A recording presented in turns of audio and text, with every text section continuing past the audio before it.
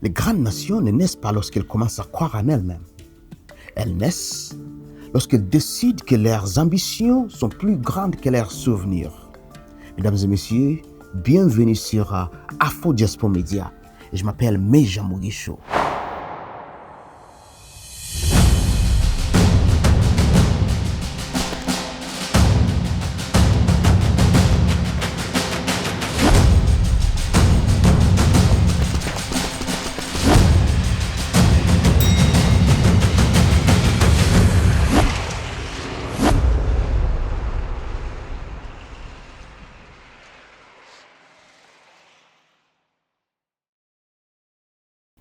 Aujourd'hui, je ne vais pas vous parler du football, mais je vais utiliser le football pour vous parler d'un sujet beaucoup plus profond. Après les matchs nuls entre le Congo, la RDC, et le Portugal, j'ai observé deux réactions complètement opposées face au même résultat.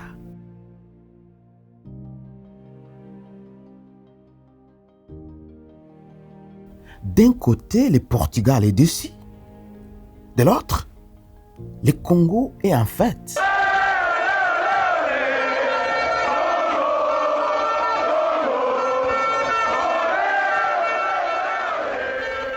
Alors, je me suis posé une question. Comment un même événement peut-il produire des émotions totalement différentes? La réponse, mesdames et messieurs, ne se trouve pas dans le football. Non. Elle se trouve dans la psychologie, dans la sociologie et dans notre manière de définir le succès. Je crois que le mal que l'occupant nous a fait n'est pas encore guéri. Voilà le fond du problème. Pourquoi un match nul peut-il être vécu comme une victoire pour les uns et une défaite pour les autres? L'aliénation culturelle finit par être partie intégrante de notre substance, de notre âme. Et quand on croit s'en être débarrassé, on ne l'a pas encore fait complètement. Je pense que nous assistons à un phénomène très intéressant et qui dépasse largement le football. La vraie question ici n'est pas de savoir si les Congolais ont droit de célébrer ou non. La vraie question est de savoir pourquoi les deux peuples réagissent-ils d'une manière totalement différente au même résultat. Objectivement, le match s'est terminé sur un score d'un but partout. Le résultat est exactement le même pour les deux équipes. Pourtant, le Portugal est frustré, le Congo est en fête.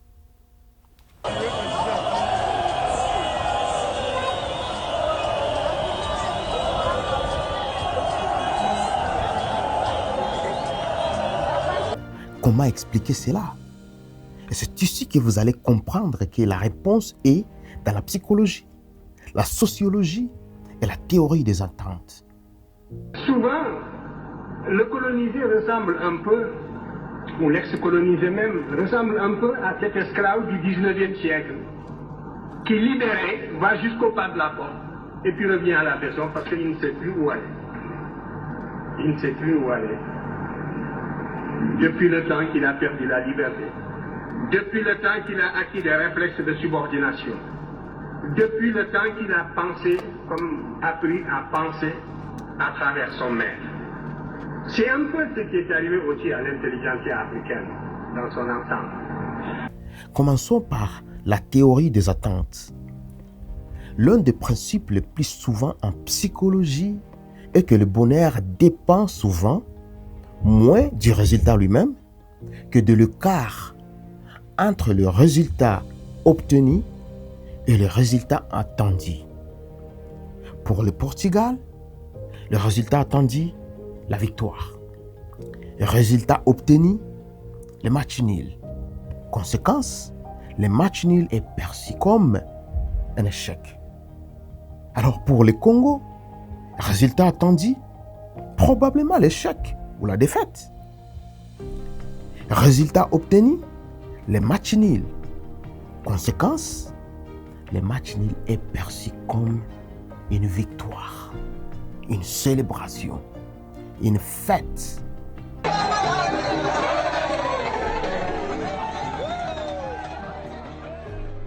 Le score est identique. L'interprétation émotionnelle est totalement différente. Comme le diraient certains psychologues, les individus ne réagissent pas seulement à la réalité elle-même, mais à la différence entre la réalité et leurs attentes.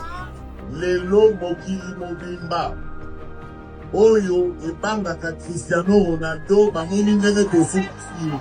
Le succès est relatif. Dans le sport, un même résultat peut avoir des significations opposées.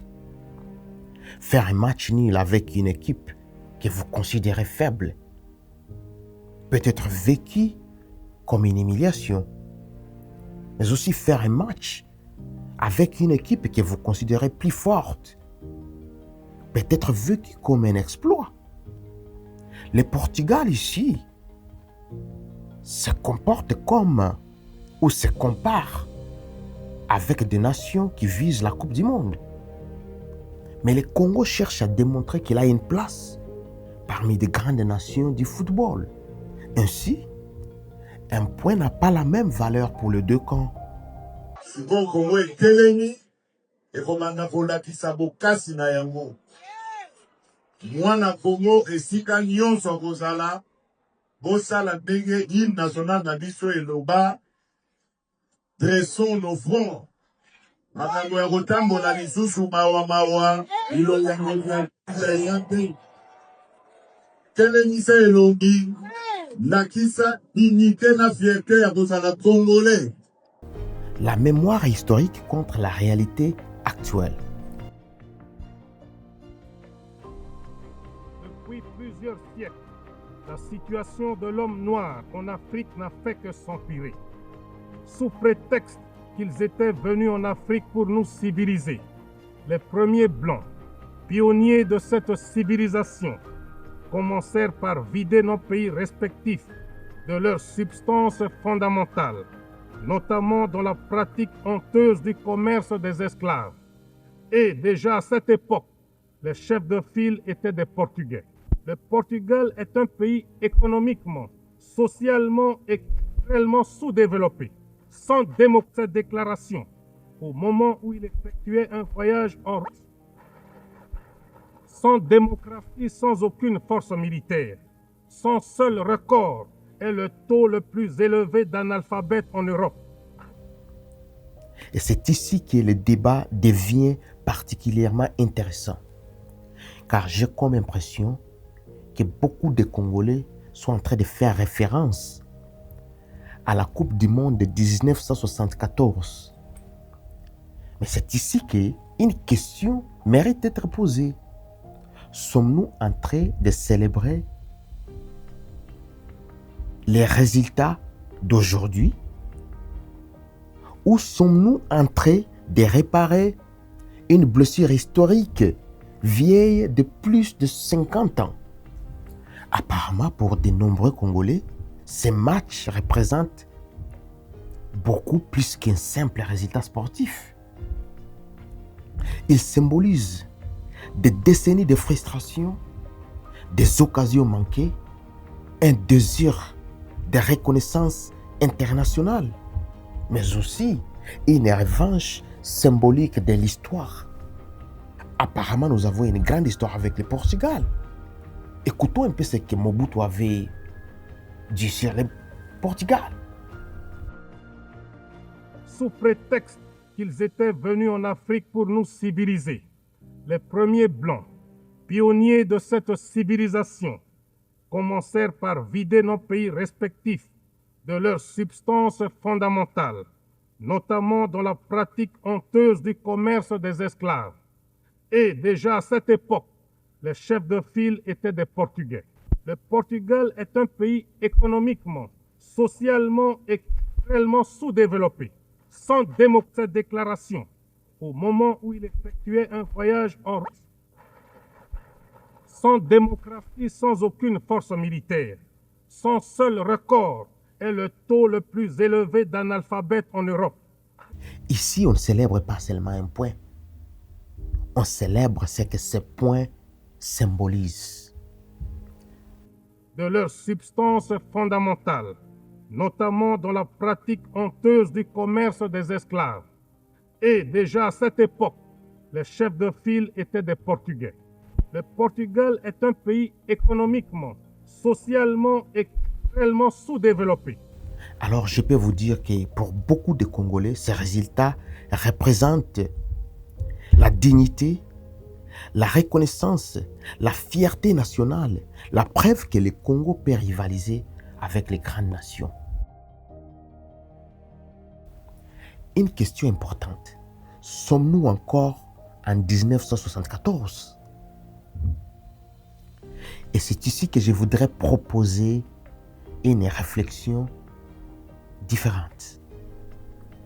Car les joueurs congolais que vous voyez jouer aujourd'hui ne sont pas ceux de 1974.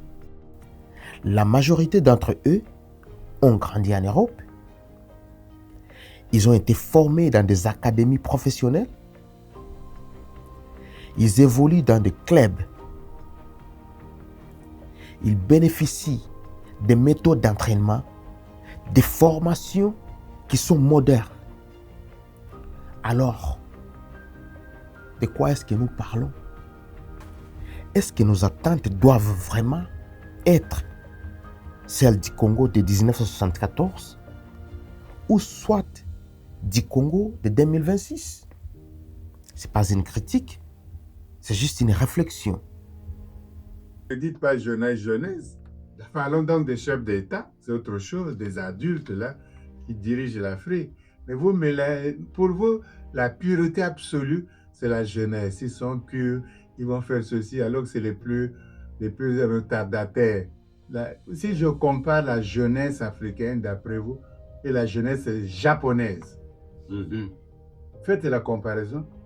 Je compare la jeunesse dite africaine ou du Gabon avec la jeunesse chinoise. Faites la comparaison.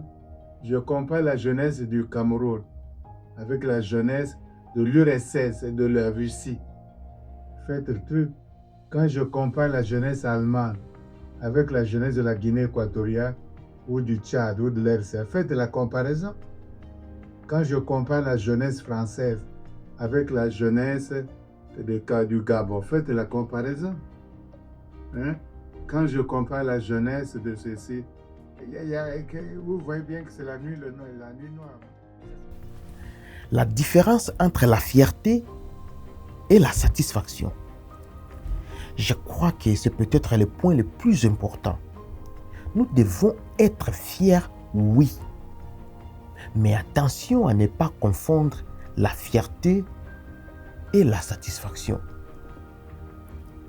La fierté dit oui, nous avons réalisé quelque chose de positif. La satisfaction dit nous avons déjà atteint les objectifs. Je suis fier d'être congolais, messieurs et dames. On vous avait prévenu, on était là pour les buzz. Mais alors, au-delà du buzz, on est là pour gagner. Alors, les grandes nations sportives célèbrent leurs progrès sans jamais arrêter d'exiger davantage.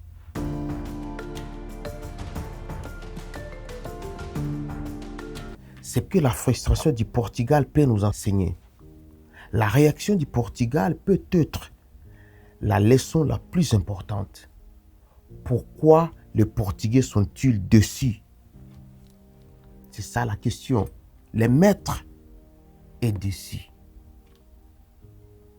Les chefs est déçu. Les rois est déçu. Et alors, c'est parce que leurs standards sont extrêmement élevés. Pour ceux qui ne nous connaissent pas, nous sommes la République démocratique du Congo, les meilleurs pays du monde, la meilleure population du monde. Personne n'est devant nous. Au minimum, si tu n'es pas riche, sois au moins congolais. Et la vraie question pour les Congos est donc, à quel moment allons-nous aussi élever nos attentes? Les amis, je ne suis pas ici pour critiquer les célébrations. Ça vaut rien du tout, ça vaut rien du tout. l'Occident a tellement dominé l'esprit africain, sauf l'esprit de Cheikh Anta Diop, tout seul. Tout le reste est dominé. Nous tous, on est dominés par l'Occident. L'Occident domine. Un match nul contre le Portugal reste un résultat positif. C'est une source légitime de fierté pour la nation. Mais ma réflexion va au-delà du football. Il faut faire attention.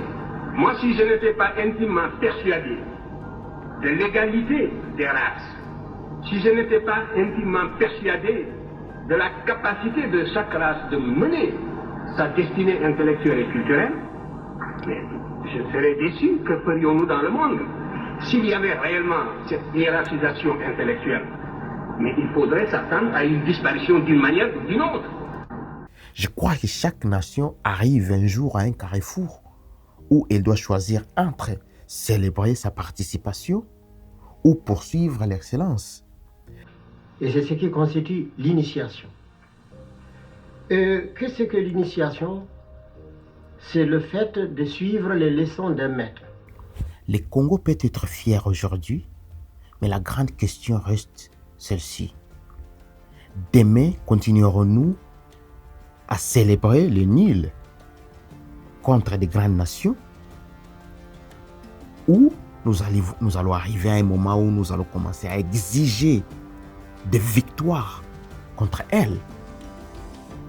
Car les grandes nations ne naissent pas lorsqu'elles commencent à croire à elles-mêmes, mais elles naissent lorsqu'elles décident que leurs ambitions sont plus grandes que leurs souvenirs.